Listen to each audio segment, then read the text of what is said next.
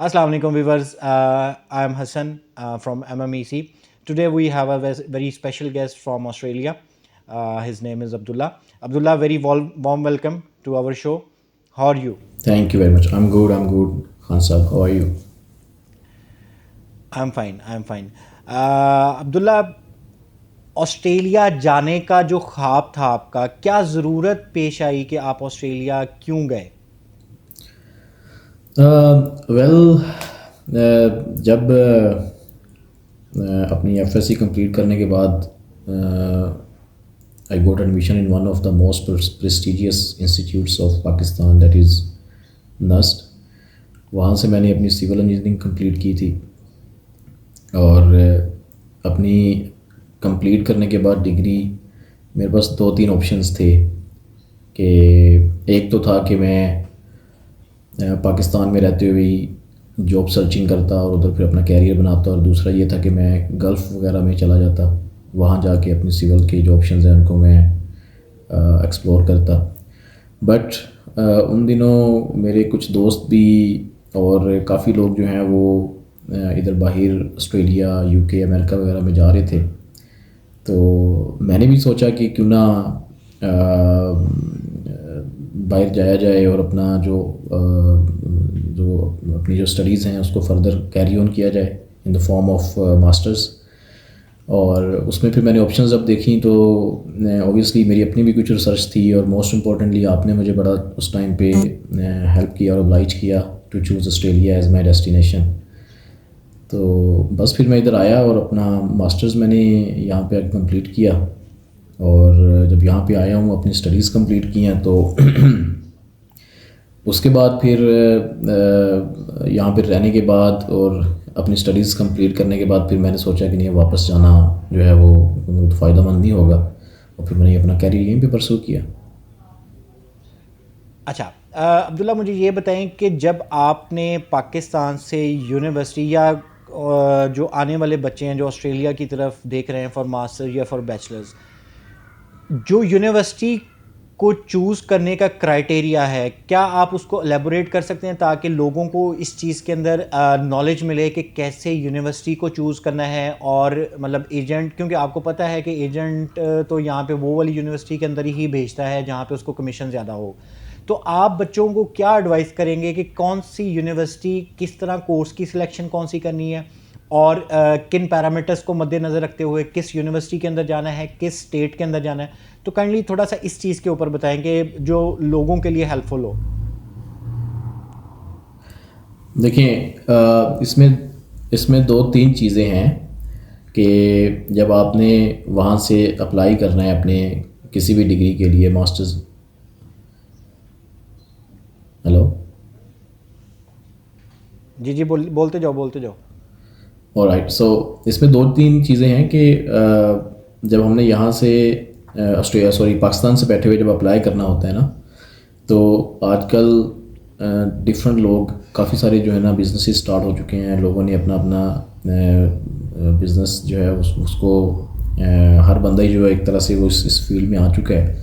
लेकिन उसका नुकसान ये है कि आपको जहाँ अच्छे लोग मिलते हैं वहाँ पे आपको जो है ना अनकम्पिटेंट लोग भी मिल जाते हैं, जिनके पास कोई ख़ास नॉलेज होता नहीं है, और वो आपको मिसगाइड कर देते हैं just for their own benefit, अपने थोड़े फ़ायदे के लिए आपका ज़्यादा नुकसान करते हैं।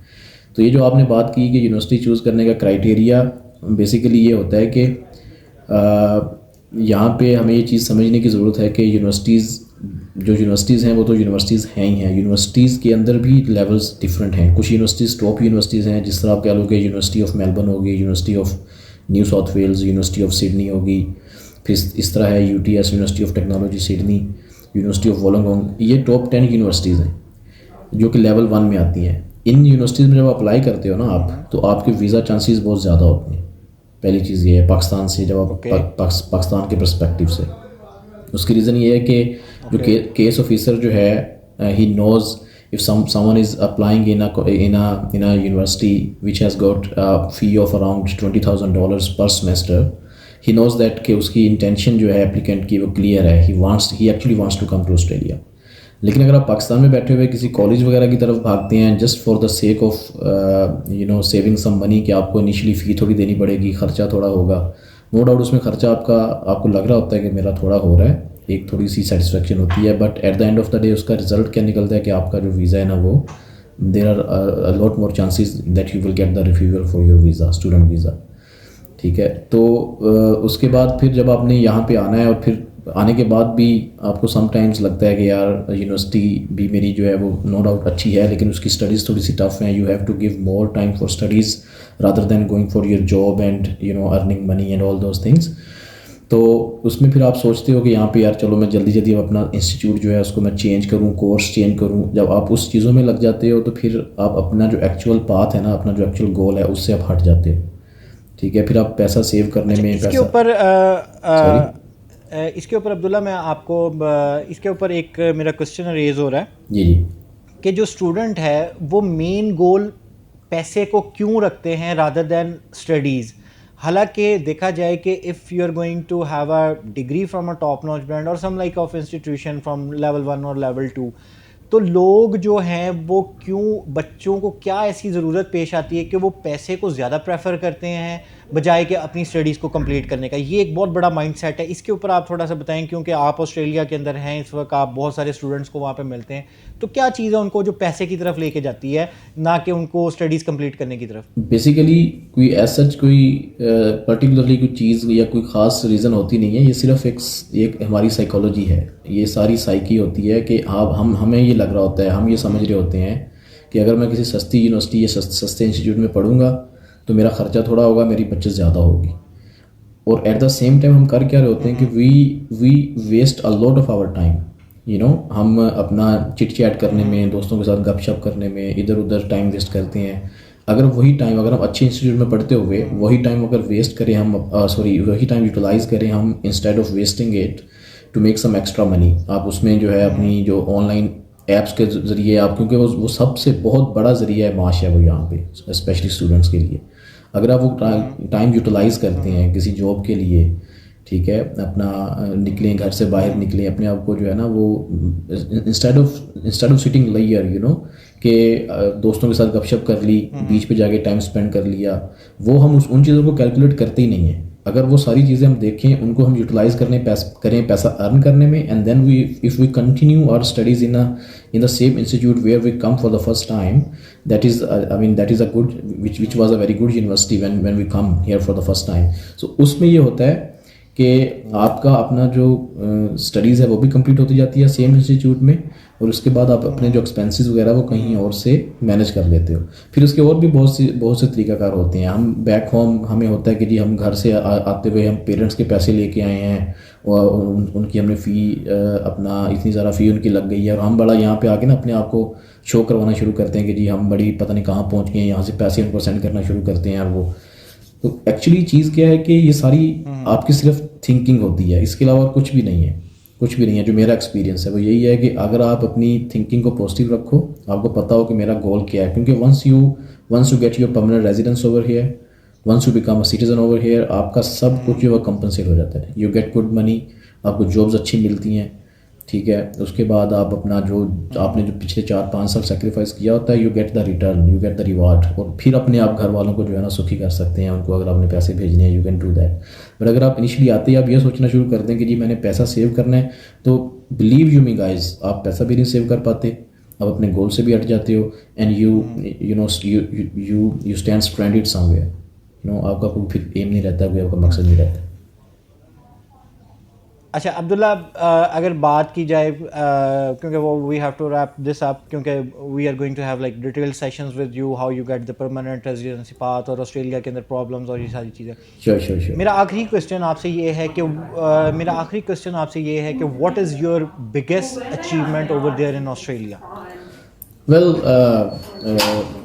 Hassan bhai, after coming here, I think I have achieved a lot in different regards. There are lot more things I think I have achieved. उसमें छोटी अचीवमेंट्स भी हैं, बड़ी अचीवमेंट्स भी हैं। सबसे पहले देखा जाए तो मैंने यहाँ पे आके यूनिवर्सिटी ऑफ वोलोंगोंग में मेरा एडमिशन हुआ था, और उसी में आके मैंने अपनी 2 साल स्टडीज़ कंप्लीट की, और वहीं से मैंने आके अपना मास्टर्स कंप्लीट करके, और then I pursued for my permanent residence, all those things. फिर उसके बाद अगर आप पैसे के पॉइंट ऑफ व्यू से देखें तो अल्लाह का शुक्र है कि अल्लाह ताला ने बड़ी मेहरबानी फरमाई, और जॉब वगैरह भी ठीक चल रही है. But as far as the biggest achievement is concerned, I think this is the biggest achievement, my Australian passport, which I got within 6 years of coming here in Australia for the first time. So I think that's the biggest achievement, क्योंकि it allows me and it permits me to go almost all over the world without getting visa in any country of the world. So इसकी अपनी एक strength है, अपनी एक power है. It makes me a dual citizen with Pakistan. So I think this is the biggest achievement I have got. Abdullah, thank you very much. आपका बहुत सारा हमें मज़ीद फ्यूचर में टाइम चाहिए होगा ताकि हम लोगों तक वो बेसिक इंफॉर्मेशन और एग्जैक्ट करेक्ट इंफॉर्मेशन लोगों तक पहुंचाएं, जिसके अंदर लोग किसी के हाथ, किसी एजेंट या कंसल्टेंट के हाथ चढ़ के अपना टाइम या अपना मनी ना वेस्ट कर सकें. So again Abdullah, thank you so much for giving your time. हम आपको बार बार इनवाइट करते रहेंगे ताकि आप जो ऑस्ट्रेलिया में एक्चुअली फील्ड के अंदर जो चीज़ें हो रही हैं उसके अंदर हमें नॉलेज दे सकें और वही नॉलेज लोगों तक पहुंचे ताकि लोगों का इन द नेक्स्ट फ्यूचर भला हो सके. Thank you so much Abdullah. Sure. No worries, Khan sir. I will be very happy to help you guys in any regard. Or I really appreciate the way you're trying to help people back in Pakistan instead of making them fool like other people in the market. I really appreciate it. Keep the work done. Thank you. Perfect Abdullah. Thank you so much. Allah Hafiz.